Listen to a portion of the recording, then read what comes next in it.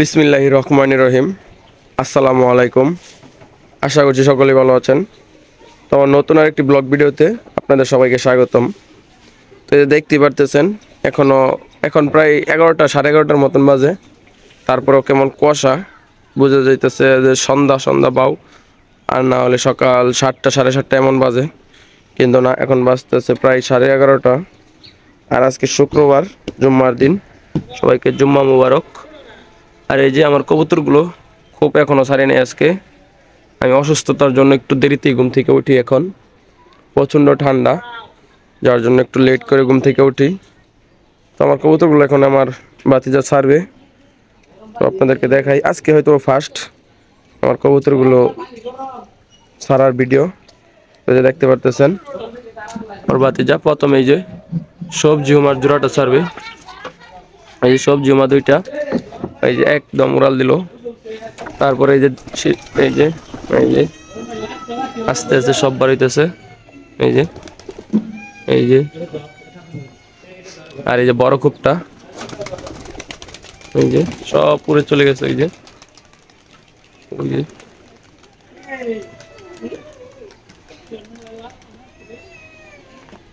আসলে শুক্রবার তো বাসায় বাড়াইটিয়া, তো বাচ্চা কাচ্চা কানতেছে, কেউ কিছু মনে করবেন না। এই যে হুমার পায়রার ফাঁকটার মধ্যে একটু সমস্যা আছে, ও এখনো উঠতে পারে না, উড়ে না। তো এই যে কবুতরগুলো ওই যে কিছু ওই যে উঠতেছে, ওই যে কিছু উঠতেছে, কিছু চালের উপরে বসা আছে।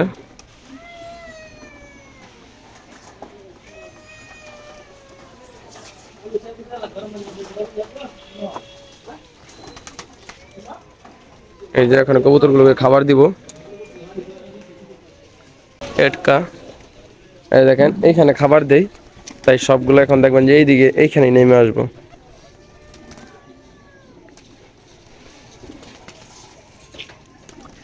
আহ আহ দে, এই যে খাবার দিতেছি। আহ আহ আহ আহ আহ আহ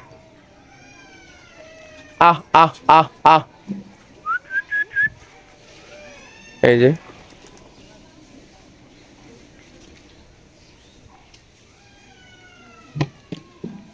আর এই যে আটকানো যে কবুতরগুলো, এগুলো আগের ভিডিওতে বলছিলাম যে বাচ্চা দিছে, তো আপনাদেরকে দেখাই। এখন মাত্র একটা বাচ্চা হয়েছে, এই যে হয়তো দেখা যাচ্ছে। ঠান্ডা দিন তো, এই যে